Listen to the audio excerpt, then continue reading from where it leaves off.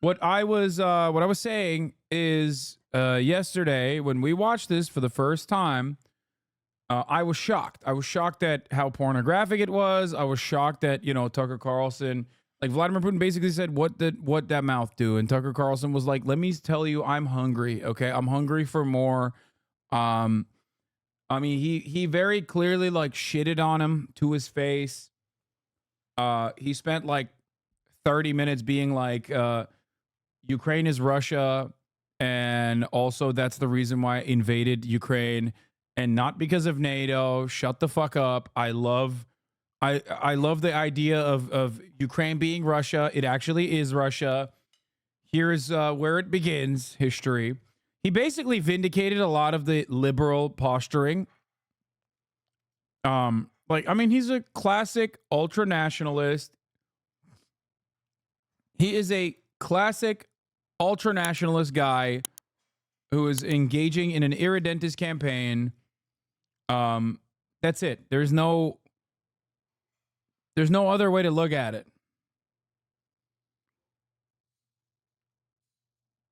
It's it. Yeah, Tucker Carlson. Yeah, I mean, there's a lot of funny meme that came of it. Tucker Carlson and Ukraine seems like a yikes for me, buddy. First of all, he did not say that. Tucker Carlson did not say, and Ukraine seems like a yikes for me, buddy. But here's what Vladimir Putin did, uninterrupted.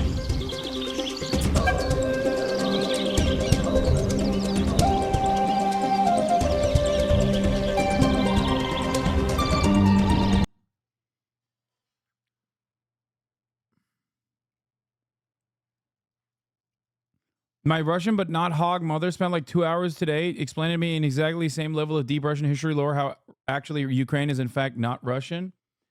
I just don't understand what that has to do with anything. It's the same bullshit that fucking Israel tries to claim. Okay? It's bullshit. It doesn't fucking work that way. There are obvious differences. But like that's just, you're making a ridiculous living room blood and soil ass argument. And it's also not correct anyway. Okay. Like, that's why I said there are differences. You said, what about Crimea? I don't know if you're asking legitimately because you like genuinely try to understand and make sense of it, or if you think it's like a good opportunity to be like, Hasan, hypocritical much? Like, there's a difference. There's a difference there. Okay. For example, not to relitigate this over and over again, but here, I'll use the exact same fucking argument. And same for Taiwan. Exactly. Great. What about Taiwan? Okay. What about Taiwan? Like, Taiwanese people, if they want to have some semblance of autonomy away from China, they have every right to do so. Okay. But Taiwanese independence, while it is certainly popular, especially amongst younger people, is still not the overwhelming majority position. It is the secondary overwhelming majority position. The overwhelming majority position currently is don't rock the fucking boat. This is an important goddamn trade partner. Okay? And why do they feel that way? Well, it's not because China is awesome or it's awesome to them. They feel that way not because of the blood and soil argument either. They feel that way because they don't want they don't want the smoke. They don't want Taiwan to turn into Ukraine, for example. Okay? That's it.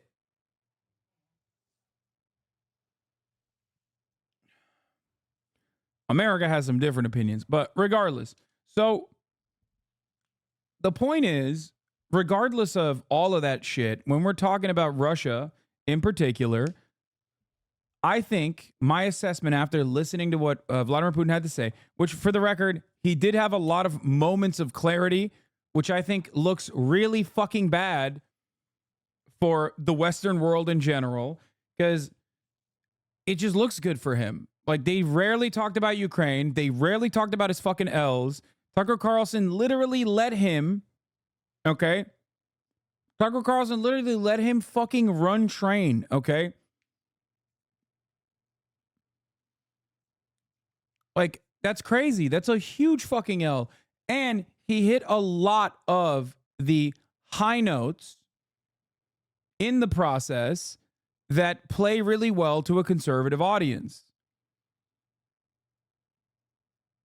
he also did Nazi apology a little bit too, but not even talking about the historical memes here. I'm talking specifically about like, I'm talking specifically about like, you know, America and the SWIFT system, for example, and how the SWIFT system has, and it being weaponized against Russia, has made other people recognize that like maybe America can like implement sanctions on them as well, which will cause them to get off the dollar. I don't even think that that is 100% real. I think that's a real fear that a lot of people have, a lot of nations have, of course. But it's, you know, nobody's moving away. Come on, let's be for fucking real for a second. It's 80% of the entire global economy running on the dollar. But yeah, the BRICS system is not like a valid competitor, in my opinion, and I don't think any serious economist would see it as such. But that plays well to a Western audience of like both hogs and even maybe people who are on the left who have a different opinion, like the BRICS riders on the left, right? There's some of them out there. Richard Wolff does? Yeah, well, I trust Yanis Varoufakis more than I trust Richard Wolff when it comes to international currency conversations and things beyond like a pretty good assessment on Marxist perspectives. Marxist history. Is a great communicator. But I think Yanis Varoufakis is probably a little bit better at making these assessments. Anyway, so as I was saying, this was a major dub for Vladimir Putin. Okay, and I think that it could have only been done if you had someone as hungry as Tucker Carlson for like clout. There were funny moments where he like defended China and he basically forced Tucker to concede in defending China. That's true, but I feel like he also played up the historical claims to Ukraine too much compared to other issues. Even pro-Russians, I feel, understand that this stupid historical claims forming part of the foundation of his invasion look terrible. Yeah, for sure. I think that I think that there are definitely a lot of boomers, I'm sure, in Russia that love the notion of like restoring the glory of the USSR, not for communism, obviously, but simply for like the idea of being a global hegemonic power again in a multipolar world and stuff like that. And those guys maybe love the historic claims laid to Ukraine, but it's just so bad. It's just such a dumb fucking thing to do. It is so dumb to do. And you are absolutely going to push away more people. Okay? However, outside of his really faulty justifications for why he had to have invaded Ukraine and then rarely ever talking about it after that, I think that there were a lot of moments that looked really bad or looked really good for him from a propaganda purpose. Because as I've said this before, America is bad, right?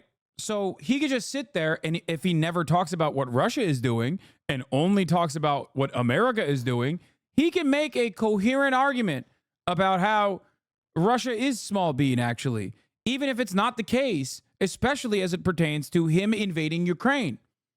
Okay? But he can always turn around and talk about the hypocrisy of the United States of America on every single issue, because it's true. It is. America is bad. We are very hypocritical.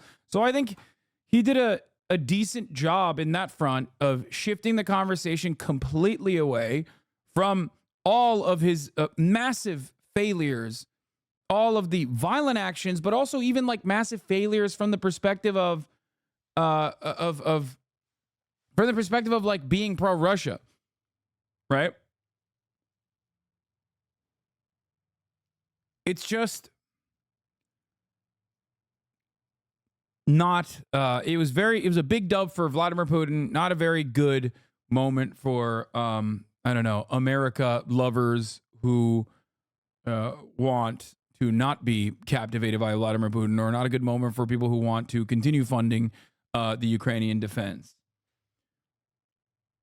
Give everything needed for us to return. He has talked about the historic claims before Ukraine's offensive failed. No, he has. You're wrong about And that. what was lost during the clashes I with think he Russia. did. And we agreed with this proposal.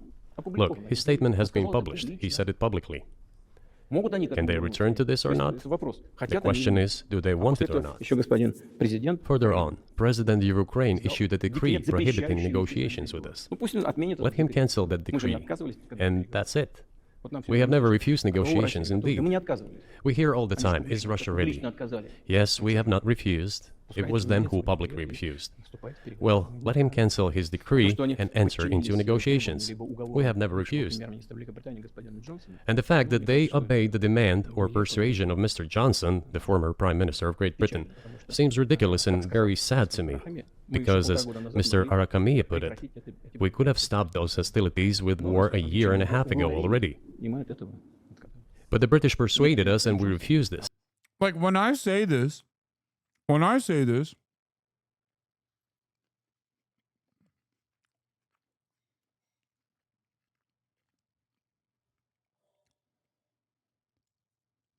not the one who's invading Ukraine. It makes sense if someone who's not directly involved and maybe the only responsible party for the invasion of Ukraine to make this argument, to be like, hey, kind of fucked up if true that, the peace talks fell apart after Boris Johnson offered unconditional support that maybe the Western world was inevitably going to revoke. Okay. Not great. Yeah, me saying that from America as a outsider looking at the situation is understandable. Vladimir Putin saying that is insane. It's like, dude, you are the responsible party. You invaded Ukraine. What do you mean? Like, oh, wow, they're really continuing the fucking war that I'm waging? Like, what? It makes no sense. Where is Mr. Johnson now? And the war continues. That's a good question. Where do you think he is and why did he do that? Hell knows. I don't understand it myself. There was a general starting point. For some reason, everyone had the illusion that Russia could be defeated on the battlefield. Because of arrogance, because of a pure heart, but not because of a great mind. You've described the connection between Russia and Ukraine. You've described Russia itself a couple of times as Orthodox. That's central to your understanding of Russia. You said you're Orthodox. What does that mean for you? You're a Christian leader by your own description. So what effect does that have on you?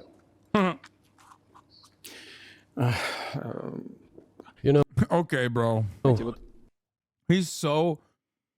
God damn, dude. The glaze machine. He's like, guac. Please, sir, you're a Christian leader, right? Come on. What does that mean, how Christian you are? Can we talk about... This motherfucker doesn't give a shit.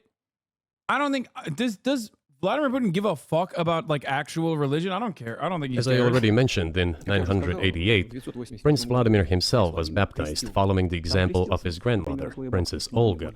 And then he baptized his squad. And then, gradually, over the course of several years, he baptized all the Rus. It was a lengthy process, from pagans to Christians. It took many years. But in the end, this orthodoxy, Eastern Christianity, deeply rooted itself in the consciousness of the Russian people. When Russia expanded and absorbed other nations who profess Islam, Buddhism, and Judaism, Russia has always been very loyal to those people who profess other religions. This is her... I'm sorry.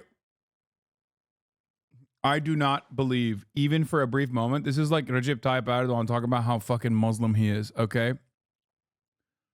I do not believe that even for a single fraction of a motherfucking second that neither Putin nor Erdogan ever give a fuck about the top of the hour ad break. They're literally multi-billionaires. They can fucking buy $5 a month subscriptions all day, every day. If they're in Russia, you don't even get served an ad. If you're not Vladimir Putin, if you're not Recep Tayyip Erdogan, however, you are going to see an ad at the top of the hour. It's true. So unless there is unless Vladimir Putin's in here right now gifting subs, you're cooked. Okay? Here's a 3-minute ad break now.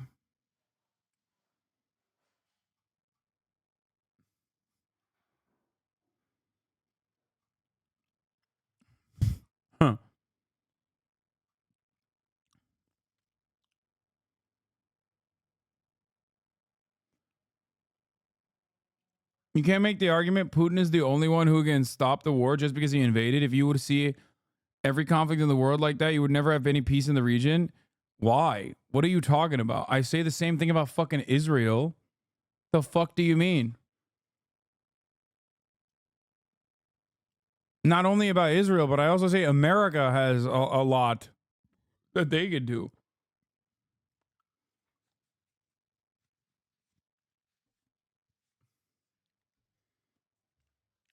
No, I think Vladimir Putin absolutely could stop invading Russia. I'm pretty sure. Okay. Or there's invading Russia, sorry, Ukraine. Fuck, he's got me. I'm a Putinist. I'm a Duganist. Fuck! They caught me. They caught me. I believe Ukraine is Russian. Fuck! I had a Brandon moment. I had a Brandon moment. I had a Brandon moment.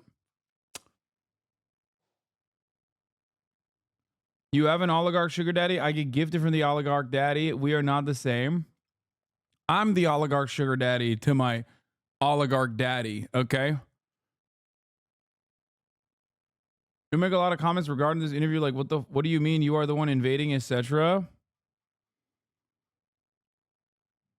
I think I already described it to you. Like, his reasoning, bro, in the first 35 minutes, he completely eliminates. One, I already disagree with him about invading Ukraine. I think that was a major fucking problem. I think it is a major fucking problem. Okay, both on morality grounds, but also even from a pragmatic perspective, if I were to assume the role of like being Vladimir Putin's advisor or some shit, okay? It was a massive mistake. Don't say, is it a mistake though? Yes, it is. People try to fucking be like, oh, dude, 13,000 people died in Donbass. Like, that was Ukraine's doing. And it's like, it literally, I don't agree with that at all, because how many hundreds of thousands of people have fucking died now? Was that worth it? He already had, like, people act like this is a good thing. If your goal is to stop the bleeding, stop the hemorrhaging, stop and defend Donetsk.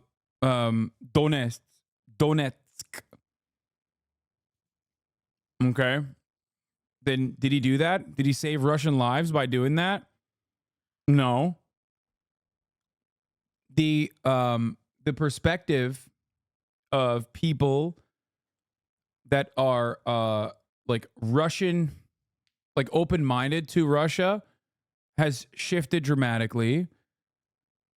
Now that they're now that they're fucking living in rubble or living in shit or completely annexed by Russia. Like, that's why I always stress the difference between Crimea and the rest of this operation, okay? Both from the way that Ukraine has dealt with the invasion versus what they did after Crimea, shutting off the waterways into Crimea. Very different than trying to fight back physically and gain every territory back, because that is, like, understandably, those are where, like, those are where millions of Ukrainians lived.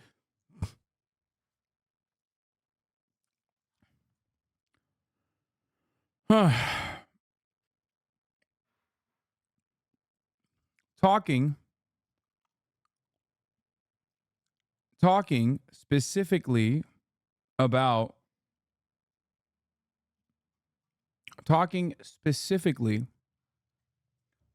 the reasons as to why he invaded Ukraine, and saying that it is irredentist action, making blood and soil arguments to a goddamn T, is just straight up ultra-nationalist, right-wing nonsense. Okay? It is a strategic flub. It is not good pragmatically. The cost of it is far too great. Territorial disputes would have already made it so that the Western world do not follow through on bringing in Ukraine into NATO. Okay? But he showed that the Russian military is not as mighty as he claimed it was.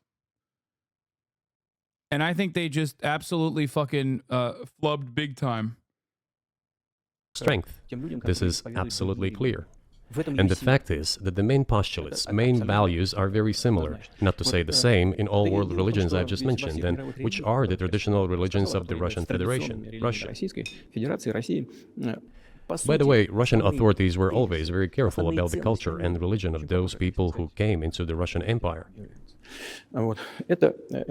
This, in my opinion, forms the basis of both security and stability of the Russian statehood.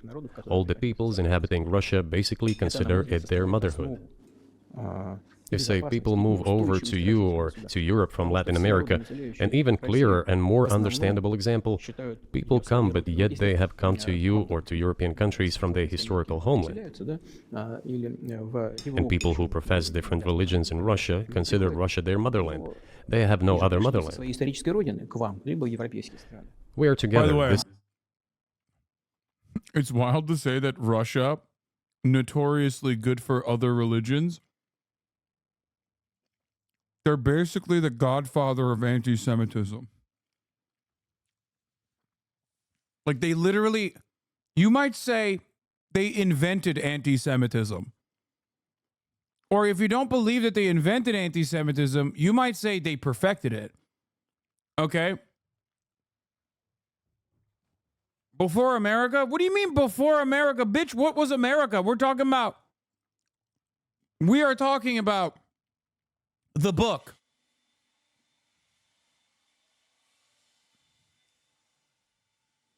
Okay? The book on anti-Semitism. This is one big family, and our traditional values are very similar. I've just mentioned one big family, but everyone has her own family. And this is the basis of our society. And if we say that the motherland and the family are specifically connected with each other, it is indeed the case, since it is impossible to ensure a normal future for our children and our families unless we ensure a normal, sustainable future for the entire country, for the motherland. That is why patriotic sentiment is... Bro, why is he not talking about Alaska? I know someone in the chat just brought that up too. Like, if he's talking about, like, this is Russia, that's Russia, does he have the same smoke for Alaska, bro? I'm just saying, fuck it, two-front war. YOLO. Think about it.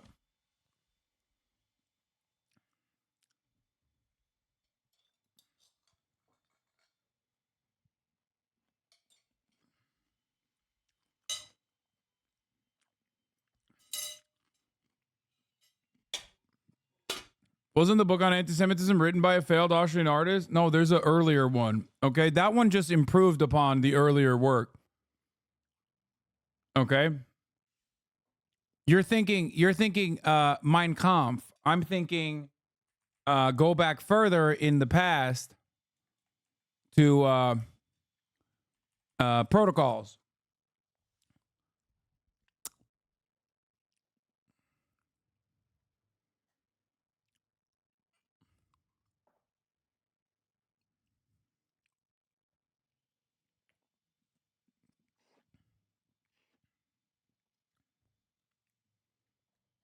Why is he so arrogant? We got sanctions on him.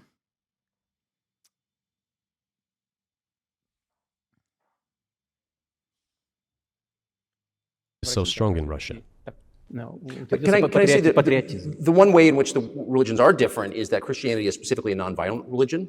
Jesus says, turn the other cheek, don't kill. How can a leader who has to kill... Didn't the Roman Empire do that before the Russians? Okay, fair. I mean, Christians have always done it. But that's why I said, like, the Christians have been the #1 anti-Semites. If we're looking at, like, actual percentages, it doesn't come close, which is why I always laugh when people are like, Islam is the most anti-Semitic. Like, shut the fuck up, bitch. What are you talking about? Islam is, like, catching up, if anything. Okay, but it can't come near.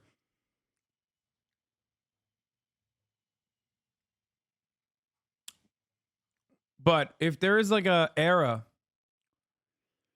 an era of, like, peak anti-Semitism before, obviously, the Holocaust, I would say, you know, pre-USSR Russia, pretty fucking bad. And then the rest of it is also Christians across the board. Of any country. How can a leader be a Christian? How do you reconcile that to yourself? Очень легко. Если речь идет о защите себя и своей It is very easy. When it comes to protecting oneself and one's family, one's homeland, we won't attack anyone. Госперевороты и с начала боевых действий на Донецке. When did the developments in Ukraine start? На Донбассе. Вот с чего. Since the coup d'etat and the hostilities in Donbass began, that's when they started. And we're protecting our people, ourselves, our homeland, and our future. Она не во внешних проявлениях, и в том, чтобы ходить As for religion in general, или бить головой в пол. Она в сердце. you know, it's not about external manifestations. It's not about going to church every day or banging your head on the floor. Человекоориентированная. Dude, preventing anti-Semitism invented by Nazis is insane. It's literally a staple of European culture. Several explosion and instances of institutional discrimination. Even Shakespeare does anti-Semitism in some of his plays. Yeah, no, I know. It's fucking absolute. That, you know what that is? That's moralist Christian copium maxed out, okay? It's like epic Western supremacist copium to be like, oh, anti-Semitism, that's a Muslim thing. It's like, no, dude, it's a Christ cuck thing, okay? It has always been a staple. It's kind of how the religion started to begin with. Like, you know, hating Jewish people and blaming the fucking Jews for all of it.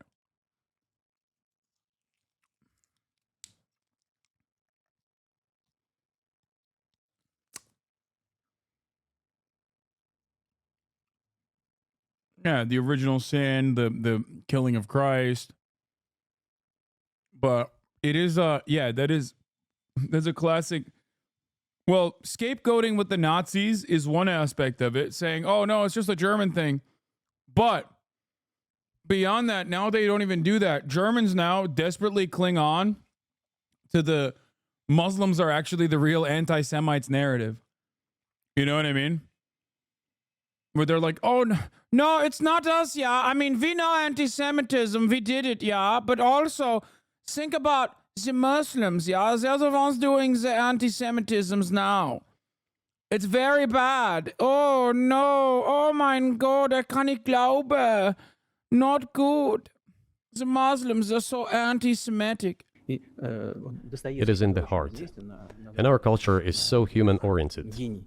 Dostoevsky, who was very well known in the West and the genius of Russian culture, Russian literature, spoke a lot about this, about the Russian soul. Русский человек, российский человек, он думает больше о вечном. I think that's the worst part about growing up in Turkey is that like almost everything you fucking read is Russian lit and it sucks so much dick. I read Turgenev, I read Dostoevsky, and that shit sucked, okay? Even when I was in like 6th grade, I was like, what the fuck am I reading this? Like, this is such a goddamn bummer, dude. I don't want to fucking read this shit at all. Yo, what the fuck? Turgenev is sick? Yeah, I don't agree, okay? Very depressing. Not interested. No thank you.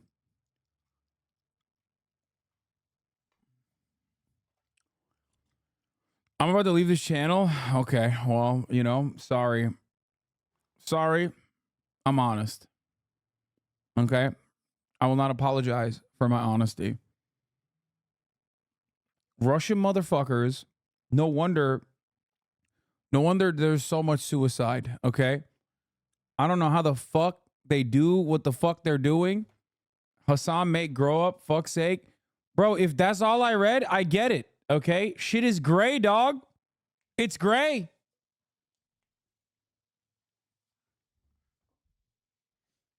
It's gray as hell.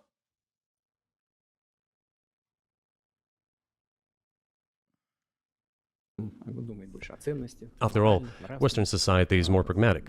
Russian people think more about the eternal, about moral values. I don't know, maybe you won't agree with me, but Western culture is more pragmatic after all. I'm not saying this is bad. It makes it possible. Is it worse than German fairy tales? No, German fairy tales are at least like so insanely hyper violent and gruesome that like it's a little bit more interesting.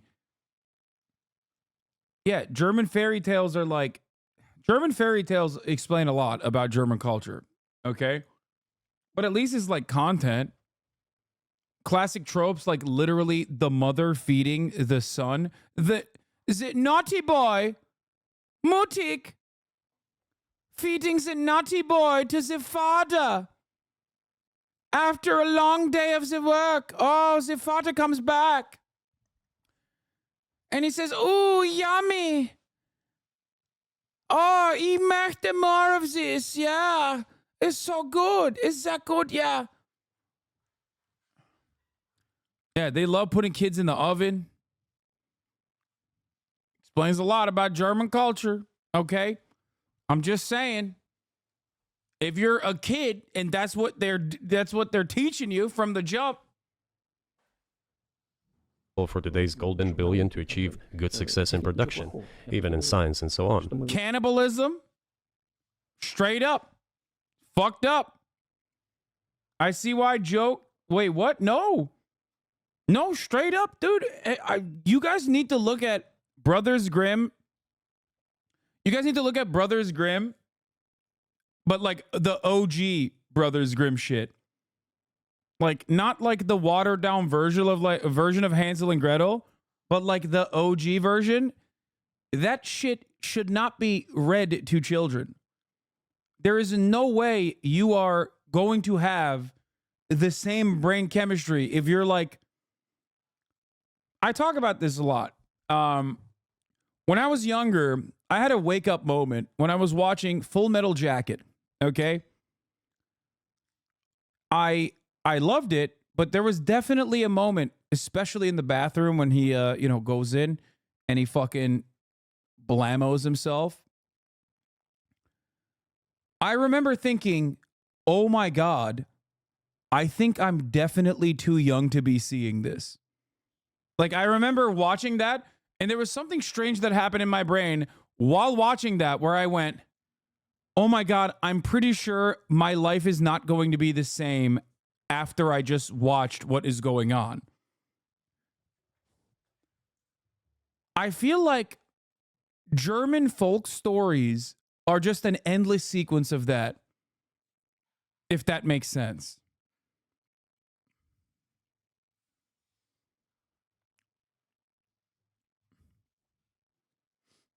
Very twisted. Very fucked up. A classic image from a German tale about a boy sucking his thumb.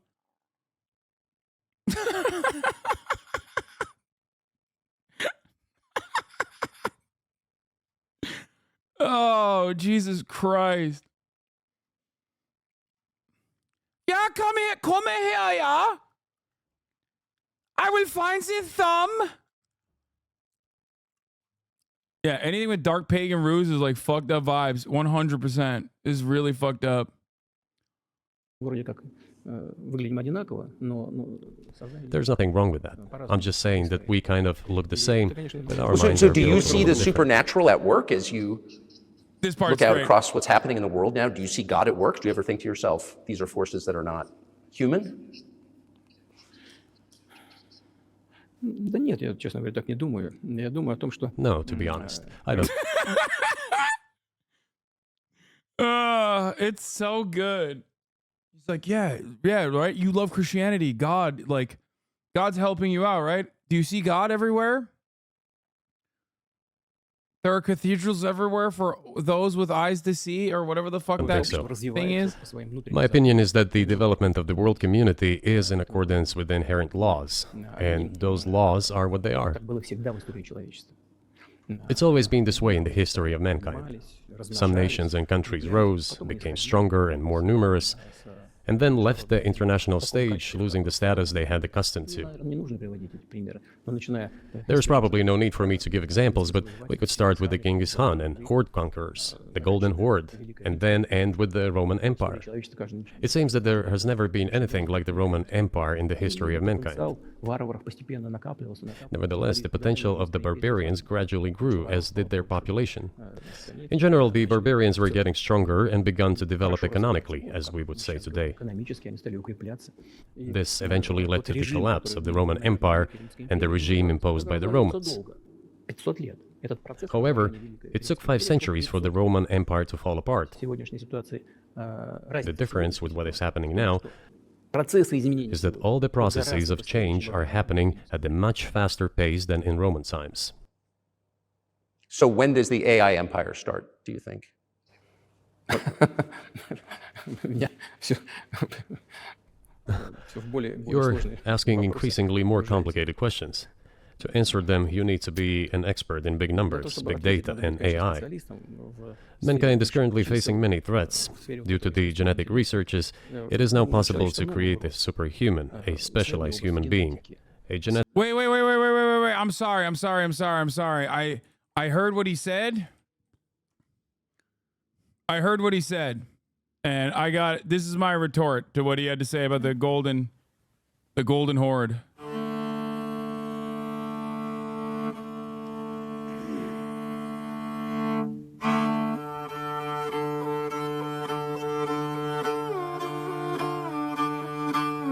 Yeah, Putin, a lot can be explained if you think Putin is a paradox player.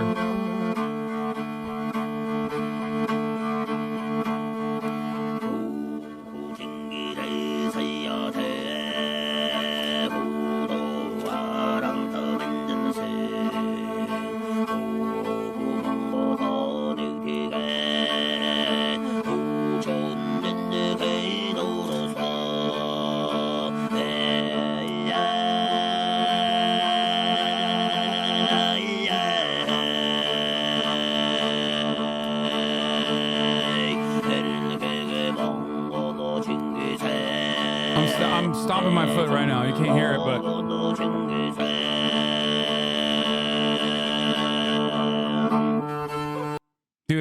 dude, I don't know what it is. It awakens epigenetic memories, okay? That's it. Tengri bizmenen. Oh god. Yeah, this is when people say I'm a neo-Ottomanist before they realize, okay, once that Mongolian throat singing comes out, I'm a Panturinist, bitch. I'm like, Ottoman who?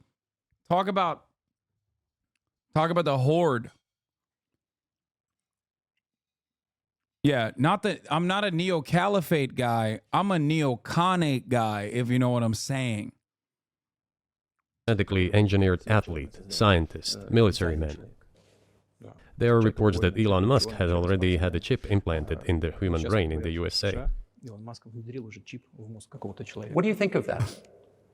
Ну, Маска, я думаю, что Маска остановить Well, невозможно. I think there's no stopping Elon Musk. He will do as he sees fit. Надо искать Nevertheless, you need to find some common ground with him, search for ways to persuade him. I think he's a smart person, I truly believe he is. So you need to reach an agreement with him because this process needs to be formalized and subjected to certain rules. Того, что будет происходить с ним в связи с развитием вот этих новейших исследований и технологий в генетике. Humanity has to consider what is going to happen due to the newest development in genetics or in AI. One can make an approximate prediction of what will happen. Угрозу своему существованию от ядерного оружия, все начали обладатели ядерного Once mankind felt an existential threat coming from nuclear weapons, all nuclear nations began to come to terms with one another since they realized the negligent use of nuclear weaponry could drive humanity to extinction. искусственного интеллекта, либо генетики, либо еще каких-то современных направлений, остановить которые It невозможно. is impossible to stop research in genetics or AI today, just as it was impossible to stop the use of gunpowder back in the day. Эти исследования все равно будут. Но когда человечество почувствует угрозу для себя, But as soon as we realize that the threat comes from unbridled and uncontrolled development of AI, or genetics, or any other field, the time will come to reach an international agreement on how to regulate these things. I appreciate all the time you've given us. I just got to ask you one last question, and that's about someone who's very famous in the United States, probably not here, Evan Gershkovich, who's the Wall Street Journal reporter. He's 32, and he's been in prison for almost a year. Whoa! This is a huge story in the United States, and I just want to ask you directly, without getting into the details of it or your version of what happened, if as a sign of your decency, you would be willing to release him to us and we'll bring him back to the United States.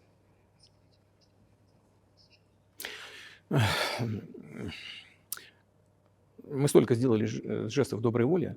что, мне кажется, мы исчерпали все лимиты. We have done so many gestures of goodwill out of decency that I think we have run out of them. Ни разу не ответил.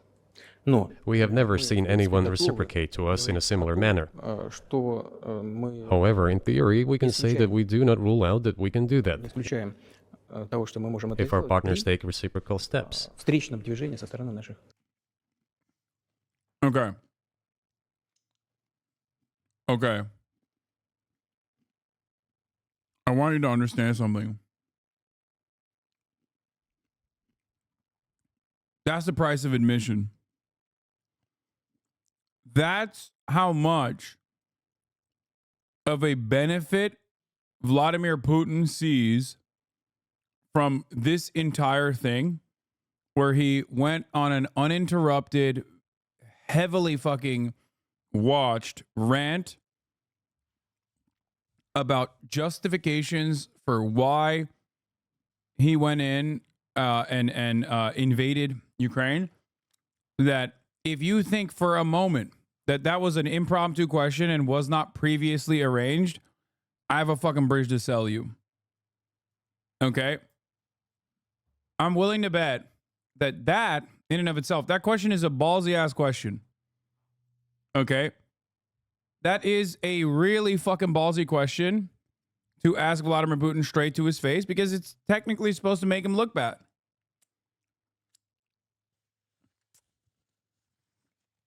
So, I'm fairly certain, because that is a very big ask. He still turned it around, but the fact that he could ask that to, the fact that he could, if you should wait for the next 2 minutes if you think that. No, I'm saying, like, even the fact that he was allowed to ask that question implies, and the reason why he did it is at the end for that reason. But the reason why he was able to ask that question is because, like, I think he finds that to be the rest of the thing is worth it for Vladimir Putin. When I talk about the partners, I first of all refer to special services. Представители специальных служб. Special services are in contact with one another. They are talking about the matter in question. На то, чтобы не решить это. There is no taboo to settle this issue. Готовы ее решать. We are willing to solve Есть it. определенные условия, которые But there are certain terms being discussed via special services по channels. партнерским каналам между спецслужбами. I believe an agreement can be reached. So typically, I mean, this stuff has happened for obviously centuries. One country catches another spy within its borders, it trades it for one of its own intel guys in another country. I think what makes it, and it's not my business, but what makes this different is the guy's obviously not a spy, he's a kid. And maybe he was breaking your law in some way, but he's not a super spy, and everybody knows that. And he's being held hostage in exchange, which is true. With respect, it's true, and everyone knows it's true. So maybe he's in a different category. Maybe it's not fair to ask for, you know, somebody else in exchange for letting him out. Maybe it degrades Russia to do that. Вы знаете, можно как угодно говорить, что такое шпион, что не шпион. You know, you can give different interpretations to what constitutes a spy, but there are certain things provided by law. If person gets secret information, That's crazy. Bro, that's a ballsy ass fucking question. I'm telling you, no. I think the way first of all, someone in the chat said, "Oh, you think Vladimir Putin does not allow you to ask questions? You should see one of those like town halls that he does." Dog, I'm not saying that there isn't a charade and like that people don't ask questions of Vladimir Putin. They do, especially contentious ones. I'm simply saying that they are pre-arranged. And if you think that they're not pre-arranged, what's the common meta in Russia? It's like in Russia there's an anti-Putin constituency, or like there are anti-Putin parties, and they're all run by Putin. Like there is no world in which like there are people who are legitimate and genuine, in like everything is controlled opposition. Anytime he's addressing a question that some random person is asking, even if it comes across as contentious, it is predetermined. It's allowed. There's an allowance so that it looks like people like you will turn around and go, "Oh yeah, no, look, he's so open. He's open. He's an open book. People will ask him any question they want." It's so that you feel that way, but it's still controlled. And I think that's what I'm trying to say here is that, like, this is a prearranged question and it's a very big one. Okay? That's a very major question. A major question that he was allowed to ask. And that means, in my opinion, that is the price of admission. It shows me the calculation on the Putin side of how important this interview was. Okay? The question being about Gershkovich, the American journalist that's currently locked away in Russian prison. And does that in conspiratorial manner, then this is qualified as espionage. And that is exactly what he was doing. He was receiving classified, confidential information, and he did it covertly. Maybe he did that out of carelessness or his own initiative. Considering the sheer fact, this is qualified as espionage. The fact has been proven, as he was caught red-handed when he was receiving this information. If it had been some far-fetched excuse, some fabrication, something not proven, it would have been a different story then. But he was caught red-handed when he was secretly getting confidential information.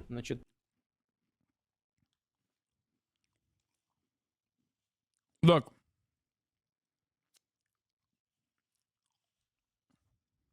Look at how cool, calm, and collected he is in his response.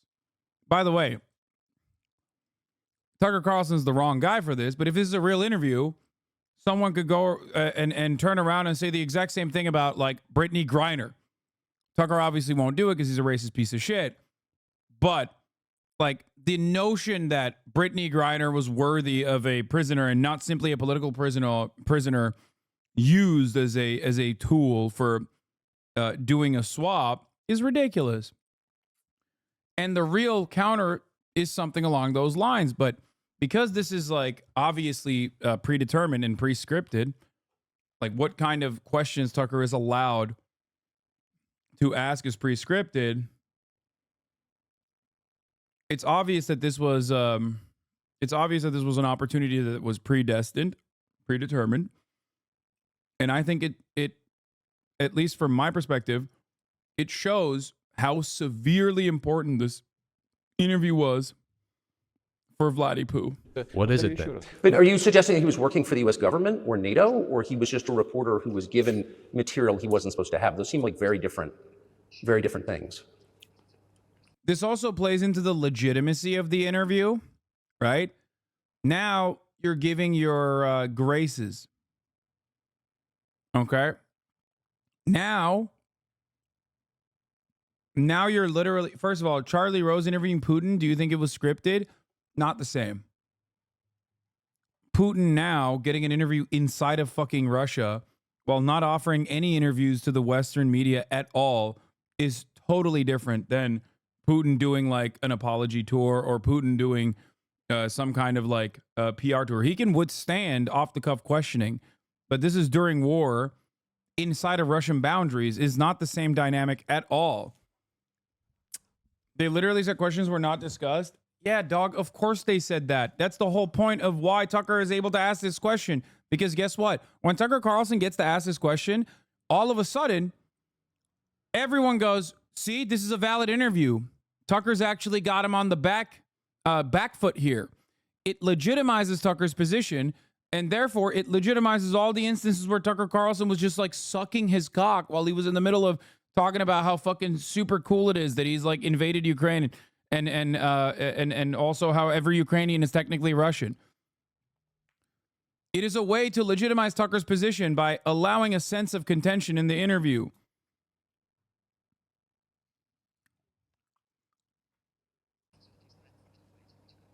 Я не знаю, на кого он работал. I don't know who he was working for, but I would like to reiterate that getting classified information in secret is called espionage, and he was working for the U.S. Special Services, some other agencies. I don't think he was working for Monaco, as Monaco is hardly interested in getting that information. It is up to special services to come to an agreement. по нашему мнению, не связаны Some groundwork has been laid. There are people who, in our view, are not connected with special services. союзника Соединенных Штатов. Let me tell you a story about a person serving a sentence in an allied country of the US. Соображений, ликвидировал в That одной из person, due европейских to столиц. patriotic sentiments, eliminated a bandit in one of the European capitals. Во время событий на Кавказе, знаете, что During the events in the Caucasus, do you know what he was doing? хочется говорить, но тем не менее, скажу. I don't want to say that, but I will do it anyway. He was laying our soldiers, taken prisoner, on the road and then drove his car over their heads. What kind of person is that? И человек Can he even be called human? нашелся патриот, который ликвидировал его в одной из европейских столиц. But there was a patriot who eliminated him in one of the European По собственной capitals. инициативе или нет, Whether he did it of his own volition or not, that is a different question. Yeah, but Evan Вот он- Gershkovich вот он- didn't do that. I mean, that's a completely different.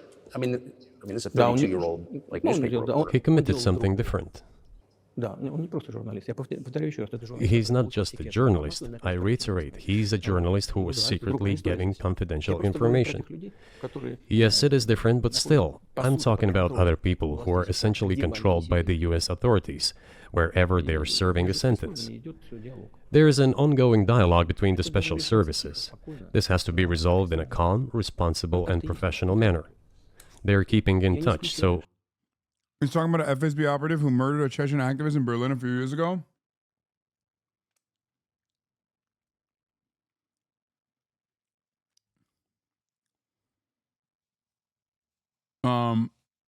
Yeah, I don't know. I don't know enough of the details here. I have no idea what he's talking about. let them do their work. I mean, I do know that it's, I mean, by his own admission, it's not a good comparison anyway. But I do not rule out that the person you refer to, Mr. Gershkovich, may return to his motherland. By the end of the day, it does not make any sense to keep him in prison in Russia. We want the US Special Services to think about how they can contribute to achieving the goals our special services are pursuing. We are ready to talk. Moreover, the talks are underway. And there have been many successful examples of these talks crowned with success. Probably this is going to be crowned with success as well. But we have to come to an agreement. I don't know if saying that Tucker is not suitable to debate Putin will help saying Putin is wrong in his points. I mean, Putin is giving detailed information. Why not pick apart his arguments in detail, point by point, and falsify what he says? I have already. I did that yesterday.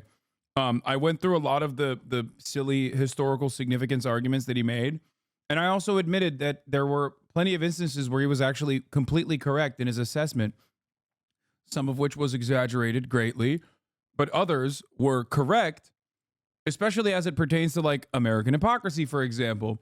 The problem is when you are currently in the process of invading your neighboring nation, making irredentist, blood and soil arguments as to why you must invade that nation, and then simultaneously talk about it from the framework of like American hypocrisy. Well, it doesn't matter. Like, you're right, but you're the wrong guy to say it because look at what you're fucking doing. Do you understand what I mean?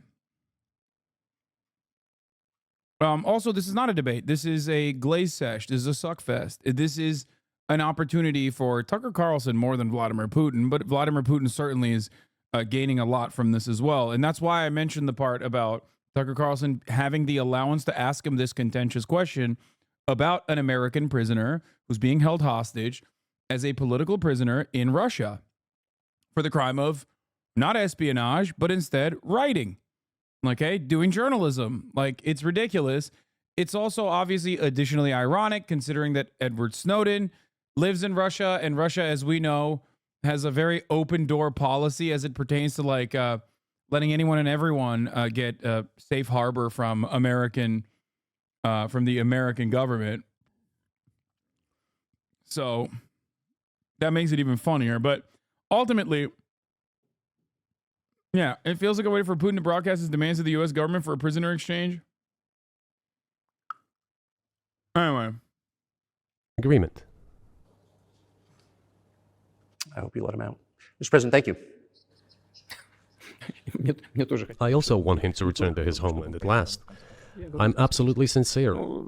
But let me say once again, the dialogue continues. The more public we render things of this nature, the more difficult it becomes to resolve them. Everything has to be done in calm manner. I wonder if that's true with the war, though, also. I mean, I want to ask one more question, which is, and maybe you don't want to say so for strategic reasons, But are you worried that what's happening in Ukraine could lead to something much larger and much more horrible? And how motivated are you just to call the US government and say, let's come to terms?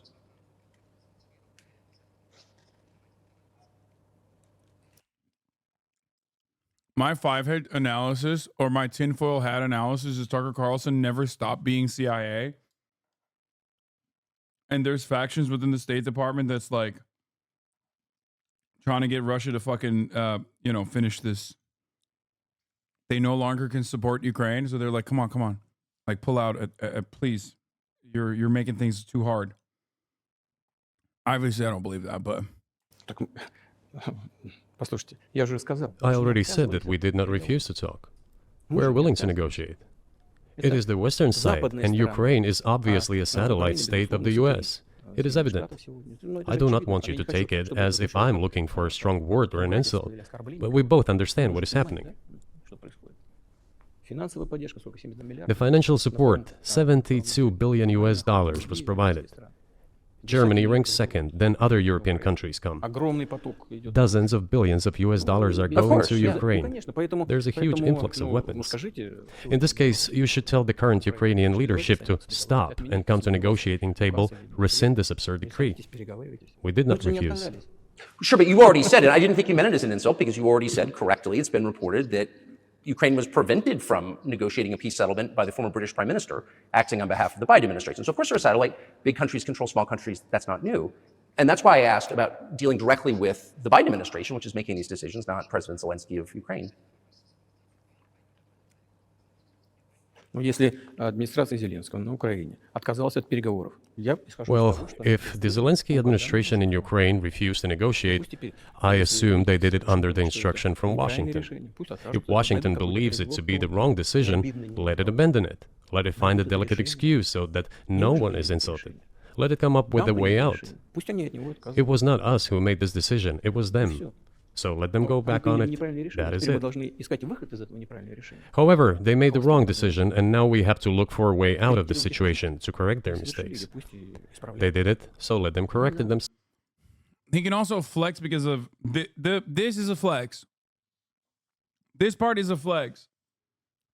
Once again, America's involvement in Ukraine, maybe 20 years from now, we will finally make this assessment and recognize it as like not an objectively good thing.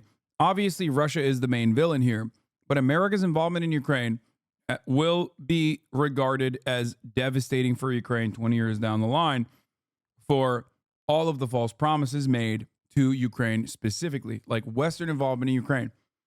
Right now, you look at it and you're like, well, Ukrainians need weapons to defend themselves, and the Western world is giving it. Okay?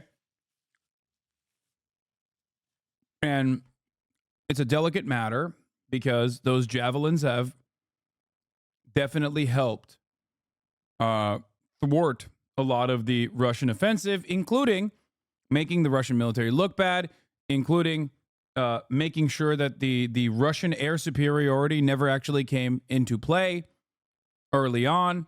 That would have probably greatly accelerated Russia's Russia's troop movement into the country. Maybe even further territory, expanding beyond the eastern areas that they currently control and have annexed. All of that stuff is, in my opinion, the reasons as to why Ukrainians are stuck between Russia and a hard place. However, I'm not trying to be a Russia head, but if you say that in 20 years the U.S. involvement will be a significant point, why is it not significant right now? What? America never fucking admits that what they're doing is bad. What do you mean? That's the only reason why I'm saying this. I've been called a fucking Vladimir Putin defender for having this position for the past 2 years. Non-stop. That's why I always say, like, history will vindicate me, but it doesn't fucking matter because during the time, people will still shit on me non-fucking stop. I'm talking about, like, an actual assessment. Okay? No, my assessment is this from the jump. it's great because America gets to be on the right side, as in they are siding with those who are being invaded against an invading force. So they are on the right side. They're on the right side. They're on the moral side of this argument. Ukraine has a right to defend itself. This is true. This is 100% true. Okay? However, the United States' interest in the matter is what will end up putting our actions, or end up making our actions look awful in the long run when we look back at it and we're far removed from the immediate consequences of it, or maybe experiencing the secondary consequences of it.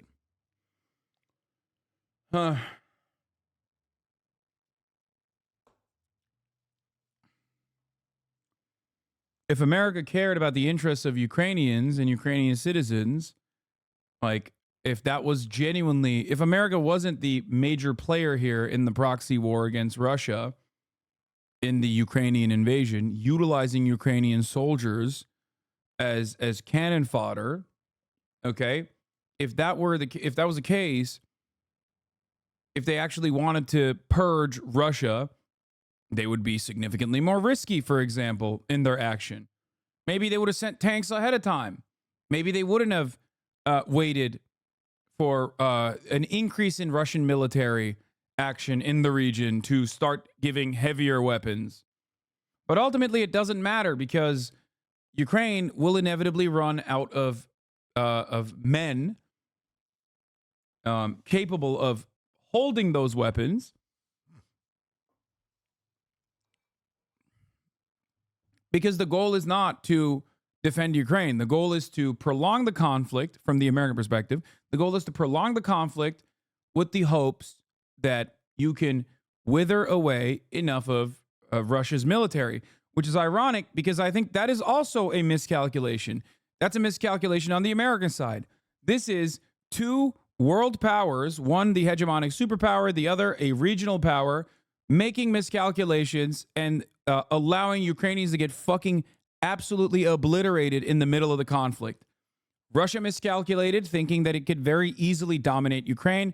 It was very obvious that they were not going to be able to from the jump. Impossible, because it is a nation state with 44 million individuals. There's no taking over fucking countries like that anymore, okay? You can't do that. You can either do like soft power, economic imperialism, or that's it. That's the only way you can actually develop solid relationships. Do NATO type shit, maybe. Okay? However, America also miscalculated, I think, thinking that like the sanctions would fuck up Russia, that Russia would not be able to continue this annexation for as long as it has, that the counteroffensive would have been successful. I think that those are all American miscalculations as well. And who suffers? Ukrainians. Those are the people who suffer. Ukraine is no longer 44 million. Ukraine is now what, 34, 36 million? Okay. The people that actually made out very well are defense contractors, NATO generals, NATO in general. Okay. Guys, it has been 4 hours and 18 minutes. Suck my dick. I'm going to wrap up this goddamn video and then we're going to move on. Stop complaining that it's almost 5 hours, okay? It's been 4 hours and 18 minutes. That does not mean it's 5 hours. Selves. We support this. So I just want to make sure I'm not misunderstanding what you're saying. I don't think that I am. I think you're saying you want a negotiated settlement to what's happening in Ukraine. Right. And we made it. We prepared a huge document in Istanbul that was initialed by the head of the Ukrainian delegation. He affixed his signature to some of the provisions, not to all of it. He put his signature and then he himself said, "We were ready to sign it and the war would have been over long ago, 18 months ago. However, Prime Minister Johnson came, talked us out of it, and we missed that chance." Well, you missed it, you made a mistake. Let them get back to that is all. Why do we have to bother ourselves and correct somebody else's mistakes? I know one can say it is our mistake. It was us who intensified the situation and decided to put an end to the war that started in 2014 in Donbass, as I have already said, by means of weapons. Let me get back to further in history. I already told you this. We were just discussing it. Let us go back to 1991, when we were promised that NATO would not expand, to 2008, when the doors to NATO opened to the declaration of state sovereignty of Ukraine, declaring Ukraine a neutral state. Let us go back to the fact that NATO and US military bases started to appear on the territory of Ukraine, creating threats to... Yeah, bro, you can't fucking say that, though, because you spent the first 40 minutes being like, Ukraine is actually Russian because, you know, Vladimir, the impaled dick, decided in the 14th century that the sheeps across the fucking Kievan Rus border were actually Russian sheeps or whatever the fuck. You know what I mean? Like, he spent like 45 minutes doing paradox memes, only to turn around and be like, yeah, you know, it's really fucked up, this NATO expansion and stuff.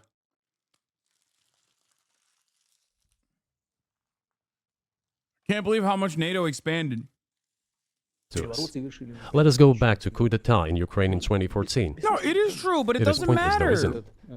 We may go back and forth endlessly, but they stopped negotiations. Is it a mistake? Yes. Correct it. We are ready. What else is needed? Do you think it's too humiliating at this point for NATO to accept Russian control of what was 2 years ago Ukrainian territory? Я же сказал. I said let them think how to do it with dignity. There are options if there is a will. Варианты есть. Но если какое-то желание. Up until now, there has been... Why does the first 40 minutes negate his arguments? Why does it not matter what he's saying? What do you mean? It doesn't matter what he's saying for two reasons. One, he invaded Ukraine. Okay, he made NATO stronger. He literally caused 2 additional countries to be able to join NATO, gave them enough confidence and also enough reason in the eyes of the public to no longer have neutrality. That's number one. Number two, it doesn't matter what he's saying because there's 2 different arguments here. The realpolitik argument is what Mersheimer has said time and time again. It's a reasonable assessment. The actions are unreasonable, but the assessment leading up to it is to say that this is a security risk. It's understandable for Russia to genuinely consider NATO to be a problem. Its entire design, its entire purpose was anti-USSR, anti-communist. And now it's being utilized as anti-Russia. This doesn't mean that it's like, this doesn't mean that it is, how do I describe it? This doesn't mean that NATO genuinely is afraid of Russia, okay? Because I think that NATO is a security protection racket. So they just simply use Russia as the reason, but it's a mechanism for dominance. But they use Russia in a very good, they use Russia as the very good villain. You know what I mean? For the Baltic states especially. The states that are actually the real line of defense, because you know, they are the Article 5 states that I suspect America wouldn't care about as much. But unlike the actual other states that they do care about, like France and Germany. So I think that having said that, it is an understandable fear that a regional leader would have and would want to enforce red lines on, but that's not the real, but that's the way to do that is not by fucking invading Ukraine, number one. And number two, he basically admits that he doesn't give a shit about the NATO part of it, but more so about the fact that it's supposed to be Russian. There was a time and place when Vladimir Putin was not as ready to admit this reality. Why do you believe him? Why do I believe Vladimir Putin saying that he thinks Ukraine is Russian? I don't believe Ukraine is Russian. I believe Ukraine is Ukraine. I'm saying I believe Vladimir Putin. This is like believing GWB about the WMDs. No, it's not. This is like if George W. Bush said, I'm invading Iraq because of oil. No, Putin believes Ukraine is Russian. No, I don't think. No, I'm saying Putin is using that as a justification. It's like if George W. Bush went and instead of saying like they have weapons of mass destruction, said, I'm going to Iraq because Iraq has oil. If George W. Bush says that openly, then yeah, I'm going to believe him because that's my assessment too. I think Putin is saying the hyper-nationalistic argument because there is a real interest, at least for him, either for his own personal belief that like Ukraine belongs to Russia, or because he wants to not get outflanked by the ultra-nationalists that he's fearful of on to his right-wing flank that do want to engage in earnest actions in Ukraine. That's it.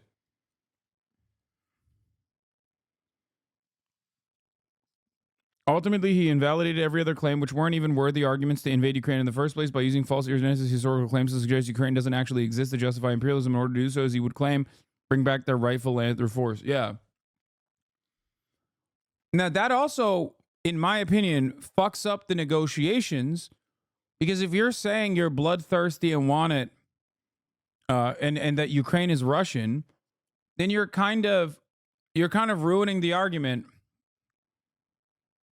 I don't know. You're kind of ruining the argument that you will inevitably withdraw and that you want to like institute by force the Minsk protocols, right? Or the 15-point plan. And I think that is, I don't know. I think that that's ultimately, well, obviously I don't agree with it. I don't think it's a good thing at all, but I don't know. I think it makes it, you're actually dumb if you think this isn't a good interview. The interview is going to change the world. No, I do think it's a good interview for Vladimir Putin. I think it makes him look reasonable. They rarely, if at all, talked about his actions in Ukraine. And if you don't do that, and that's the major fucking point here, that's the major point of contention here, and you don't ever talk about that at all, then yeah, he looks very reasonable. He's constantly on the offensive against America.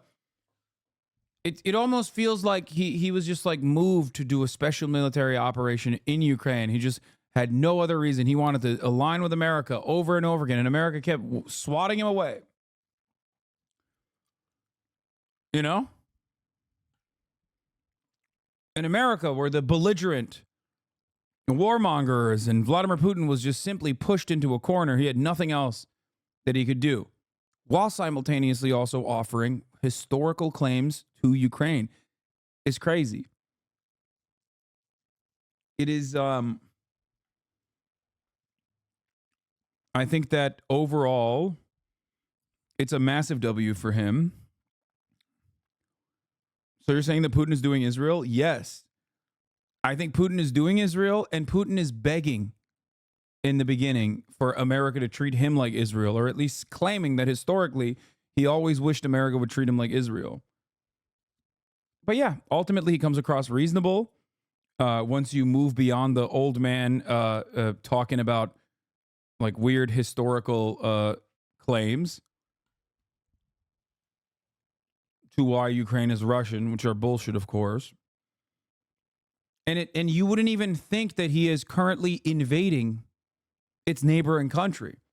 If you come into this uninitiated, not really paying attention to what the fuck's going on, you're looking at this as like, well, here's a regional leader that comes across very sane.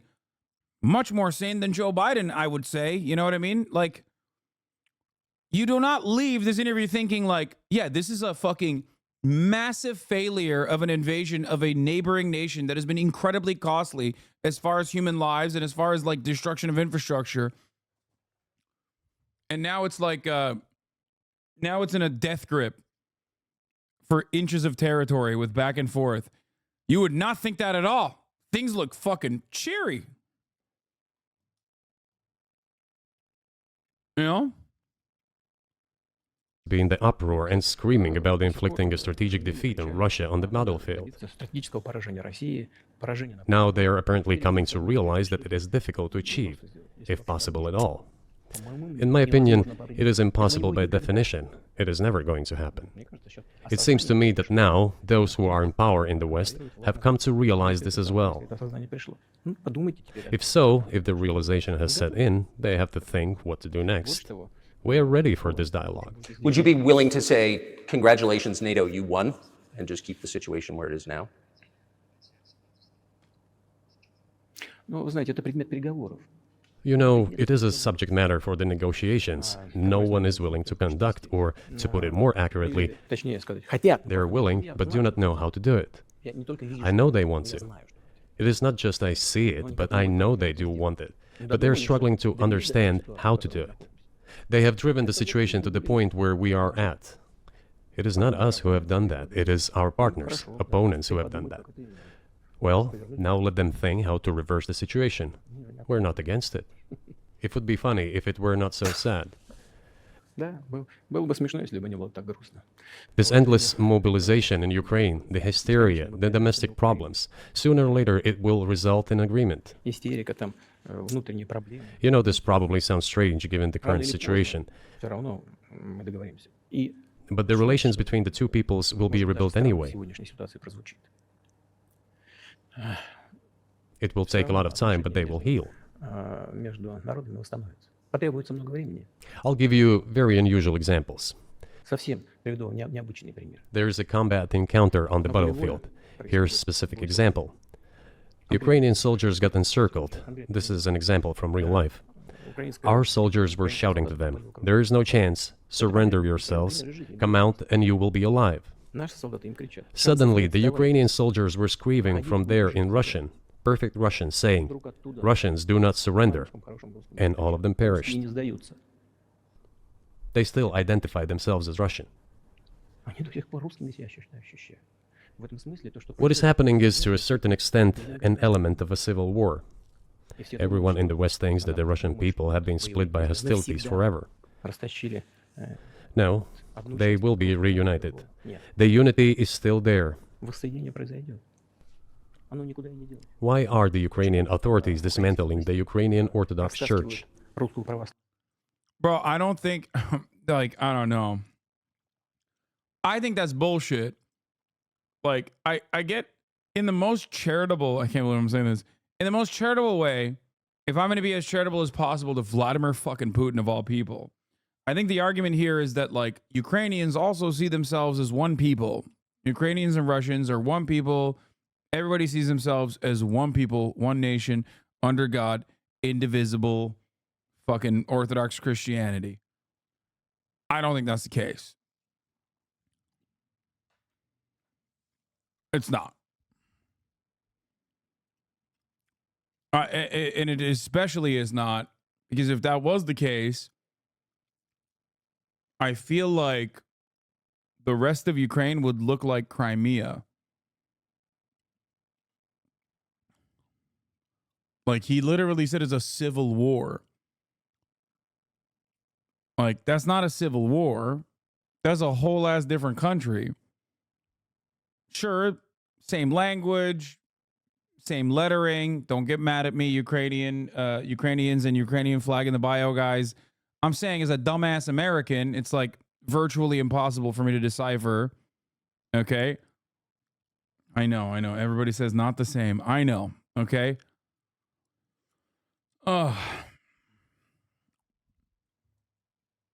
But this is why there is a major distinction from where I'm standing within Hamika Cyrillic. Yeah.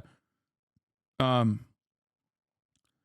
why I always distinguish between Crimea and, like, the rest of Ukraine. Both in terms of the annexation, how the annexation happened, what the retaliation was from Ukraine. You know, that there's a difference. You can't just be like, oh no, these guys are all like, this is one nation. This is a this is one nation, and this is a civil war while you are currently invading the borders of a different sovereign nation.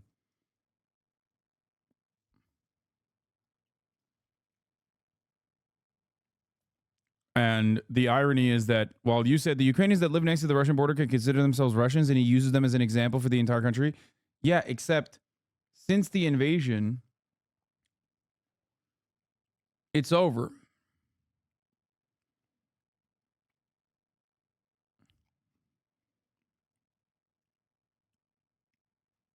Because there are still plenty of people who did not consider themselves that. And beyond that, why would anybody fucking be like, oh, thank God Russia came in and blew our shit up? Славную церковь. Because it brings together not only the territory, it brings together our souls. No one will be able to separate the soul. Shall we end here, or is there anything else? No, I think that's great. Спасибо. Thank you, Mr. President. Yeah, no shot, dude.